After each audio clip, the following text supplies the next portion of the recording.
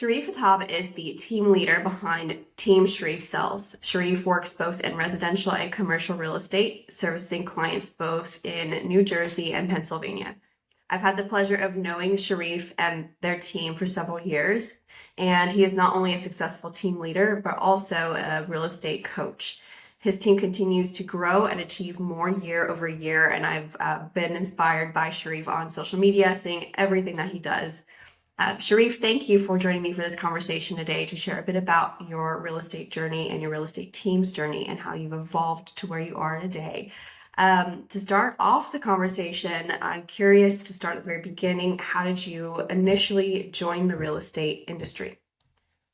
So I thank you, by the way, Elena, for having me. I mean, it's been a pleasure knowing you for, the years too, ever since I've had Follow Up Boss, I think, for like 4 or 5 years now. So thank you. But I got into real estate, years ago. I got licensed back in 2007. It was shortly after I bought my first property in 2006, and I kind of just ran like a dual career path up until about 4 or 5 years ago, where I started my team, and basically took off from there. Very nice. Okay, so you bought your first house in 2006. You decided to go Mhm. into real estate in 2007. Mhm. When you went into real estate initially, did you start off by yourself? Did you partner with someone? What did that look like? So I did I was on my own per se. I did have a mentor through multiple brokerages have their mentor program. But I can tell you my first year of real estate wasn't too successful. I did one transaction, which was a rental. And I wish I had joined a team, earlier in my career, in a more structured atmosphere where I could have learned, quicker, and definitely had access to more tools. But I didn't know anything about it back then. It wasn't really popular with the whole team aspect. So then fast forward 18 years, what changed? You only did one deal your first year, and now you're a successful team leader with two regions that you service. How did you transition from one deal to hundreds of Well, deals? I can tell you that basically, just throughout my career, I did join teams, after about, I would say, 5 to 10 years in my career.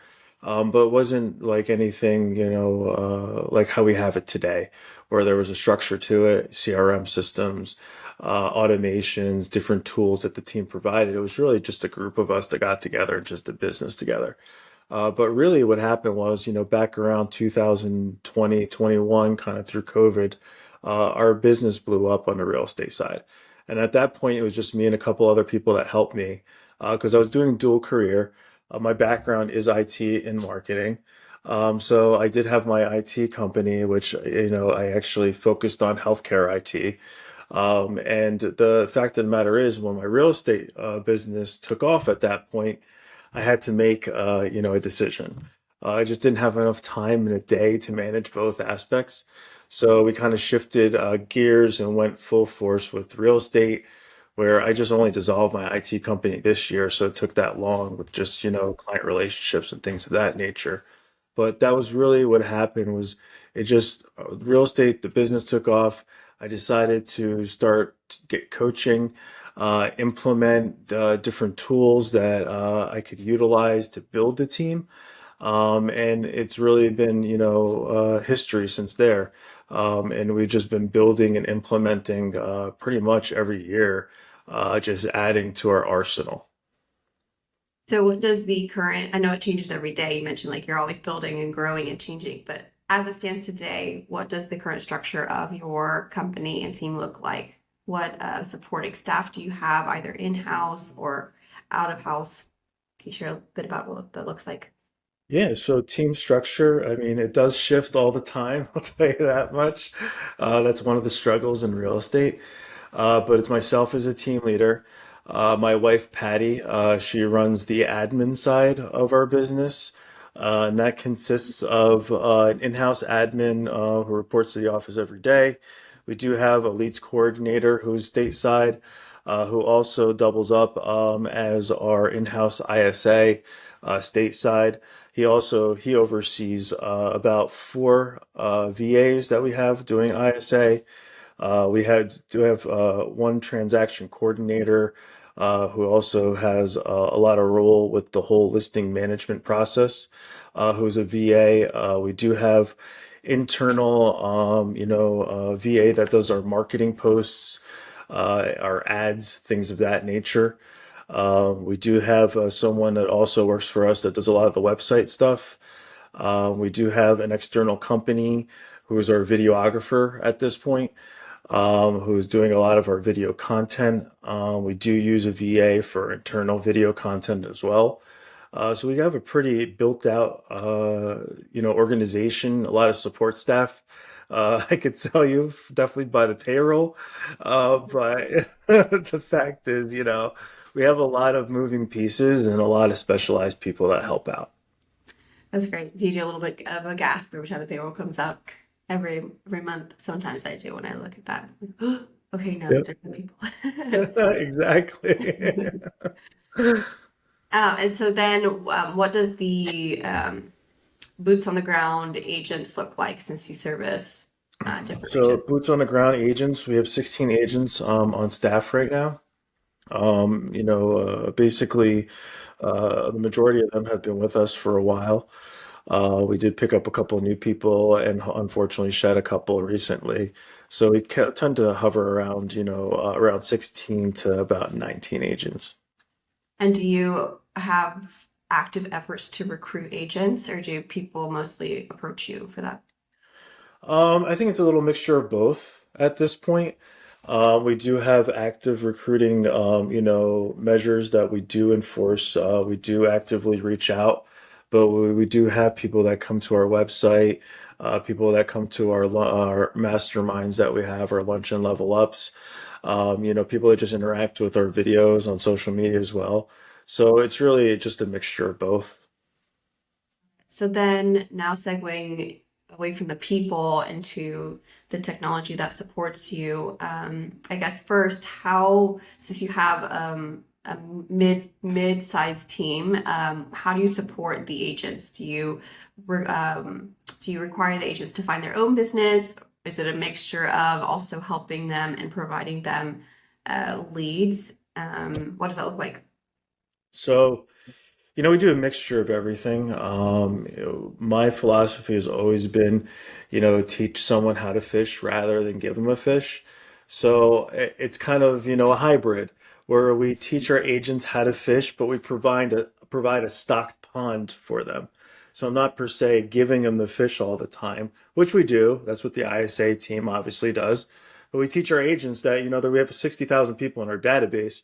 There's opportunity there. And we kind of teach them how to use our tools just to actually pluck out those opportunities within our database and also go out and build their own, sphere, build their own database within, their actual CRM as well. So it's not like we're doing everything for them. I can tell you until today, about 55% of our business is still sphere and, referral based, returning clients, things of that nature.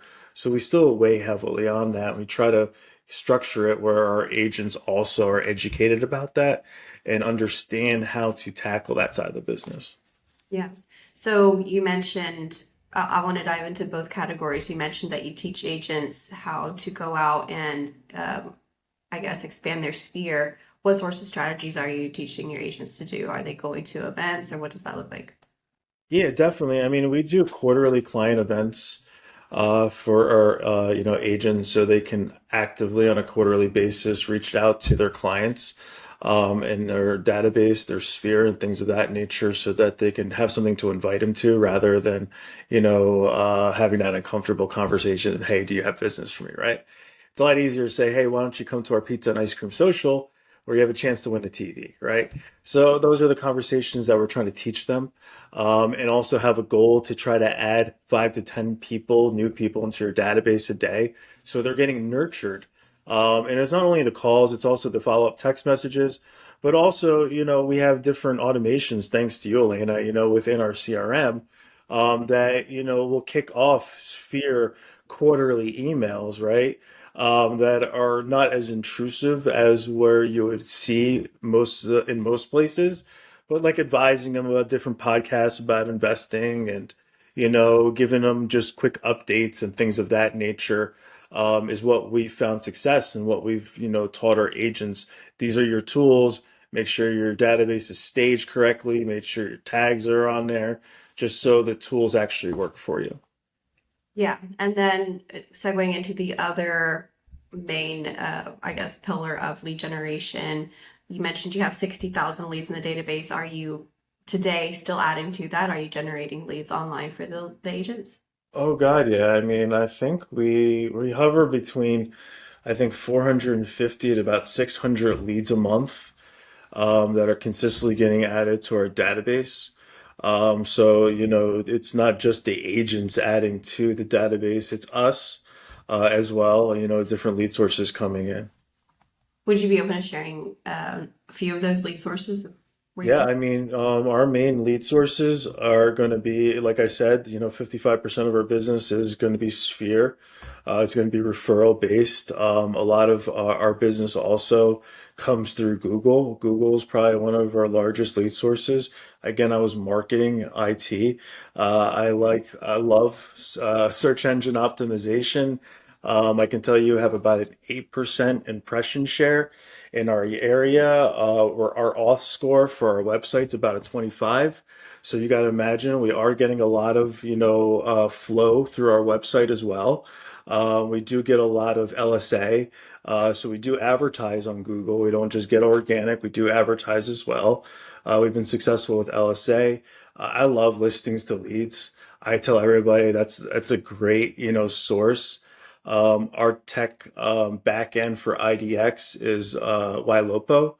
Ylopo works pretty well. We're using it just for tech side of things. We're not advertising through them. But for tech, it's working great. A lot of leads coming in through the nurture side and also through advertising efforts has been Fellow. Definitely having some success with that as well. So those are our top ones, basically that we have the best success with. Yeah, you mentioned you have an in-house marketing person. Is that person managing the Google SEO and ads for you? Yeah, I mean, that's the combination of our in-house person, who just kind of provides the content. I have a website person that actually specializes it.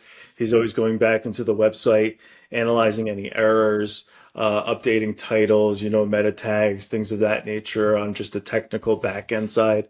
We try to do as much blogging as possible as well. So, they're both, take part in that. But yeah, I mean, she more manages also like my listing to leads ads. We do a lot of those ads through like social media, which has been successful. So she does a lot of that as well. Yeah. When did you implement Fellow into your technology? You can ask Ryan. I was probably one of his original people. I gave him such a hard time. It was back when Ryan was doing the sales calls himself. Let's put it that way. Yeah. So, but yeah, I've been using it for years now. And what has your experience been with Fellow so far? What do you primarily use it for? We use it for everything. I really like the fact that you can create landing pages and kind of follow what the advertising is doing for you, the returns of it. So we put it on a lot of postcards. We put it on mostly any type of print material. Like I reached out to Ryan at that point when we did our pie event. We did the whole pie sticker like he did, to get their home values, easy as pie. So we try to incorporate it into a lot of things. It's right on our website. That's probably our top performing lead source for Fellow. It just right up top where it says click here to get your home value. We get a lot of interactions with that as well. Yeah, that's great. And then staying on the theme of technology, who is your website provider, or is that built in house? So I do a combination of two things. Before I actually got organized and got an IDX and CRM and everything, I already had a brand page that I had built on WordPress. And that's our main site, right? So that's what we use for everything. That's sharifsells.com.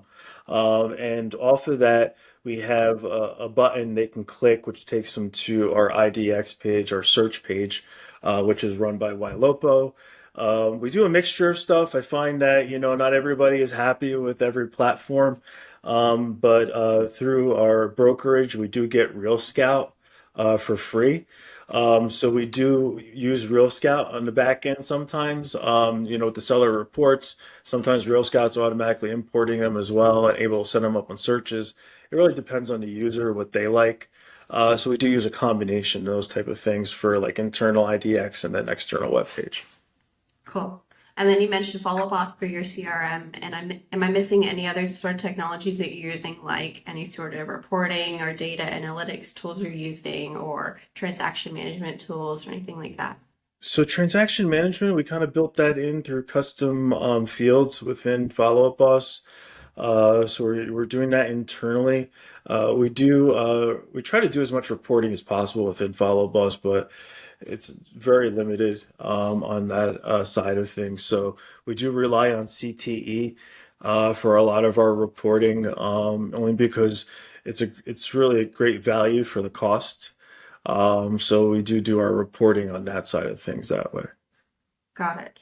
So we started working together in 2021. Is that when you signed up for Follow Boss, or when did you join? Yeah, I mean, I think it was, 2020, 2021-ish. I can tell you, like, Follow Up Boss, I think I had it for a little bit, just out of the box. It was really difficult. I mean, I've been through, IT and healthcare IT and launching CRM systems for practices and understanding when you get a CRM, out of the box, it's not customized to you. It's not really a function. It'll work, but it's not fully functional.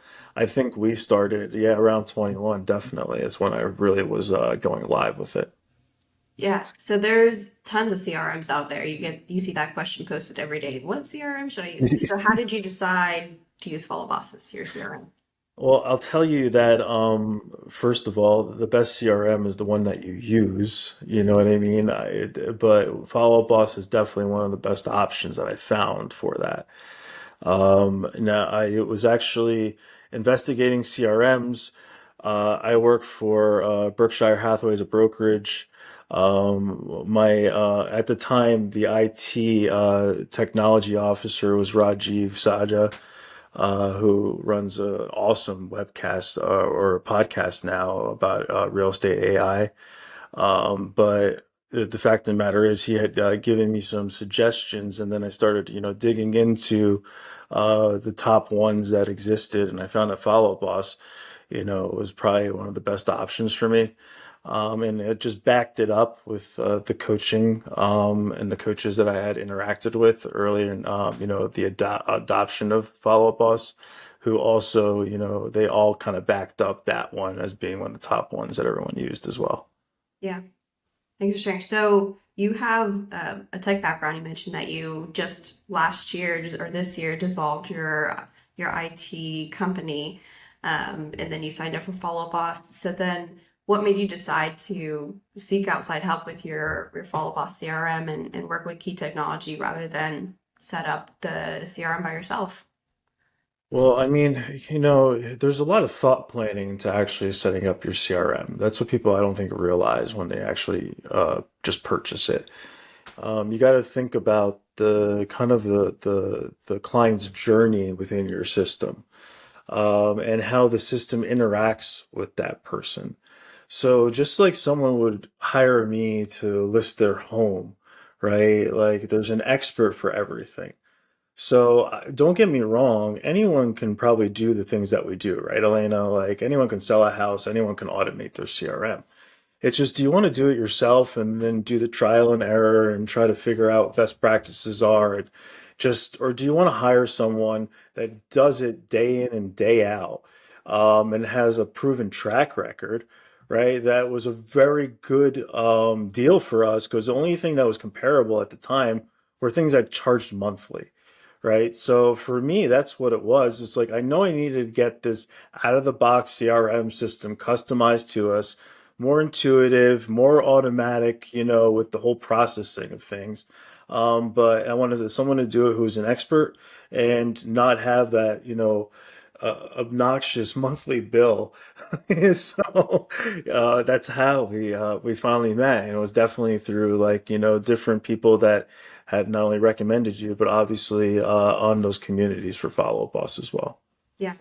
So in back in 2021, and then 4 years later or 3 years later, 20, wait, how many years is that? 21, 2, 3, 4, 5, 4 years later, in 2025, how did your CRM and workflows evolve after implementing the setup? I mean, they're always developing, and I'll tell you, like it's an ongoing process. But I think we have pretty good stats with it. I can tell you that a lot of a lot of the lead flow coming in from our nurtured leads through the automations has grown over time. Right, as people sit in those automations, then they start to tend to reply back as they're like basically marinating in your database. So it seems to be working a lot better. Yeah. Yeah. Speaking of, I would love to now kind of share some specific stats with you. I had the opportunity the past week to kind of dive into those in your CRM. Hmm. And what's unique about you is you've had the system for 4 years. We've had this in your CRM since 2021. So we have a lot of numbers, and Yeah. it's all good. So in case you're curious too, I'm going to go through these with you. So we implemented this officially in August of 2021, and we're kind of comparing this from September to through December compared to the first part of the year of 2021. So the calls in Follow Boss increased 500% compared to the first part of 2021, and the appointments increased 276%, which is awesome. Yeah. And the average contact attempts overall increased 54%. Leads responding to you, it could be via phone, it could be text or email, for example, 54%, specifically over phone increased over 100%. Mhm. So those numbers are awesome. 2022 compared to 2021, calls increased 227%, appointments 343%, contact attempts 29%, and leads responding by phone 129%. 2023 calls, again, this is 2023 compared to 2022. So each year it's increasing. I'm not comparing it to 2021. It's just year over year comparing to the Right. previous year. Calls increased 66%, appointments an additional 84%, conversion rate overall increased 144% with your leads. So you're, like you mentioned, like you're continually evolving and tweaking your system so you can see that it's not Okay. remaining stagnant. 2024 calls increased an additional 84% from 2023. Appointments increased an additional 45%. And then so far this year, calls have increased 76% compared to the first quarter of 2024. Appointments set 39%. Leads responding an increase of 60%. This is awesome. By email, 200% increase. By phone, 25% increase. And closed deals, 39 increase from 2024. Overall response rate and engaged rate with these action plans is kind of cut off with my screen share here, but for your new Zillow realtor leads, it's 92%, which is incredible. Like I rarely ever see that high of a number there. New buyer leads that could come from any sort of lead generation, most Yep. likely your Google leads, Hmm. 76%. New seller leads is 72%, and from your website leads is 66%. And then some specific example. Do those numbers shock you, or does that kind of like go on par? No, that feels right. I'm telling you, like it feels like, we're still hustling even harder than, we did when we first started. Yeah, But every year we try to like my philosophy has always been just try to be a better version of ourselves than we were yesterday, right? And yeah, you could see it within the numbers. That's what we just try to strive for on a daily basis. yeah. And it's not like you mentioned you're hovering always around the same size of agents and boots on the ground. So it's not like year over year you're adding like 30 agents. It's still around the same size of team. Yeah. You're just continually tweaking and coaching your team internally to better improve themselves.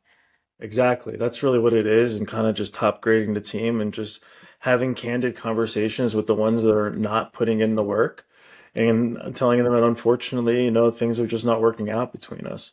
But work works, right? That's what works. It's you got to put in the work, and a lot of people don't realize they think they're going to have all these bells and whistles, but that's only just going to improve how you do the work. But you still got to put in the work. So that's the key element I think a lot of people are missing.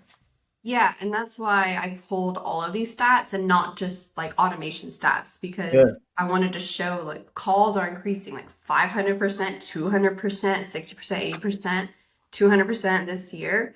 It's not just the automation numbers you want to see. It's a combination of both. No, because you got to talk about what you do with those things, Elena. Like when someone responds back on one of your automations, like one of the popular ones is like, give me a number, like any number, basically, like what you'd sell your house for. That automation probably does really well in our system. Or someone clicks back on like a fellow alert and asks for a cash offer or the value of their home or CMA. It's like that's great. That happened. Now, what do you do with that? Just because the system we're increasing the number of people in there, so now we're having more of that reporting back. Now we have to capitalize on it and make those outgoing calls and outgoing outreaches to those people. Yeah, sure. Yeah, and here's some examples of that. Yeah, you're getting the initial engagement, the initial interest, but it's ultimately going to be the agent who starts that relationship with the lead and nurtures the lead into a client. There's not going to be like a magical tool integration, magical automation that's going to convert the lead for you. So here's four examples that we pulled from your CRM recently. Yeah, So this lead, I hid the lead names, or yeah, the lead names for privacy reasons. But here's one example. They came in through an open house. A couple of emails in, they responded saying that they would put in an offer. And so the agent immediately called the lead. They discussed properties of interest. The agent continued to send listings and continued to call the leads. And now the lead is currently under contract. So that was a recent one, just of communicating through from April through now May. yeah. I think it was originally an open house lead too. Yeah, it's pretty awesome. Second example, this lead came in, it looks like an organic lead through SEO because they responded saying we came across this agent's Oh profile on yeah, the website. gotcha. That's They, true. yeah, they were interested in selling the house, would love to discuss how we can help. So yeah, responded to from a website lead on the contact form. Agent connected with the lead. They're assisting with preparations, and the lead's now a client listing their house for sale. So another very recent lead. Hmm. We just accepted an order offer on that one too. Oh, nice, yeah.